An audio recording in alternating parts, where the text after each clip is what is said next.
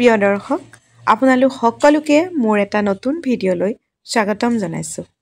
মই আজি ক'ত গৈ আছোঁ হয়তো লখিমপুৰৰ যিসকল লোক আছে মোৰ ভিডিঅ' চোৱা তেওঁলোকে হয়তো গমেই পাইছে হয় এয়া হৈছে লখিমপুৰ জিলাৰ ৰাজখোৱা গাঁৱত অৱস্থিত এখন মহিমা মণ্ডিত থান বৰথান আৰু মই তালৈকে গৈ আছোঁ এইখিনি দৃশ্য হৈছে যোৱা বছৰ মাৰ্চ মাহত কৰা এগৰাকী ভণ্টিক অনুৰোধ কৰিছিলোঁ অলপমান ভিডিঅ' কৰি দিবৰ কাৰণে আৰু তাইও মোৰ অনুৰোধ ৰক্ষা কৰি সুন্দৰকৈ ভিডিঅ'টি কৰি দিছিলে কিন্তু মই আপলোড দিয়াহে হোৱা নাছিলে প্ৰত্যেক বছৰে মাৰ্চ মাহৰ এটা দেওবাৰত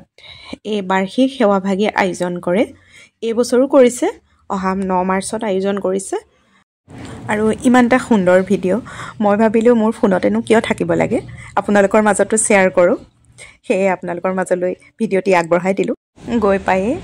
বন্তি জ্বলাই সেৱা লৈ ল'লোঁ সঁচাকৈ কৈছোঁ এই থান ভাগলৈ গ'লে মনটো একেবাৰে পবিত্ৰতাৰে ভৰি পৰে তেতিয়াৰ পৰাই থানখনলৈ গৈছোঁ বা জানিছোঁ তেতিয়াৰ পৰা মই দেখি আহিছোঁ যে প্ৰত্যেক বছৰৰ মাৰ্চ মাহৰ কোনোবা এটা দেওবাৰত ফাৰ্ষ্টতে আৰু পিছলৈ নহয়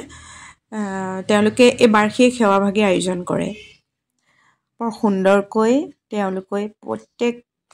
মানে পৰিপাটিকৈ এই নামভাগী আয়োজন কৰে কোনো বেমেজালি নোহোৱাকৈ হাজাৰ হাজাৰ ভক্ত ইয়াতে গোট খায় 15-16 হাজাৰ ভক্ত ইয়াতে গোট খায় তথাপিও কোনো ধৰণৰ বেমেজালি হোৱা আজিলৈকে দেখা নাই ভিডিঅ'ৰ জৰিয়তে ৰাজখোৱা গাঁওবাসীক ধন্যবাদ জনাইছোঁ আৰু ভক্তসকলে য'ত বন্তি প্ৰজ্বলন কৰিছে অৰ্থাৎ এই শিমলু গছজোপা যে দেখিছে এই শিমলু গছজোপা 522 বছৰ পুৰণি বুলি কোৱা শুনিছোঁ আৰু কোৱা শুনিছোঁ যে মহাপুৰুষ মাধৱদেৱে যেতিয়া বাহৰ পাতি আছিলে তেতিয়া এই শিমলু গছজোপাৰ তলতে বন্তি প্ৰজ্বলন কৰিছিলে আৰু মা প্ৰসাদ আগবঢ়াইছিলে বুলি কোৱা শুনিছোঁ আৰু বৰ বিশেষো নাজানো প্ৰত্যেক বছৰে এই থানলৈ হাজাৰ হাজাৰ ভক্তৰ আগমন ঘটে আৰু এটা কথা মন কৰিছোঁ এনে যদি বতৰ বেয়াও হয় কিন্তু সেই দিনটোত কিন্তু বতৰো মুকলি কৰি দিয়ে আৰু এটা কথা শুনি পাইছোঁ দেই এই যে যিজোপা শিমলু গছত তলত আমি বন্তি প্ৰজ্বলন কৰোঁ সেই শিমলুজোপাৰ ওপৰত বহুতো চৰাই বাহ আছে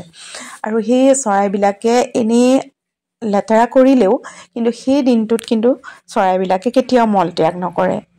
বহুত ডাঙৰ কথা নহয়নে আৰু এয়া হৈছে ভক্তৰ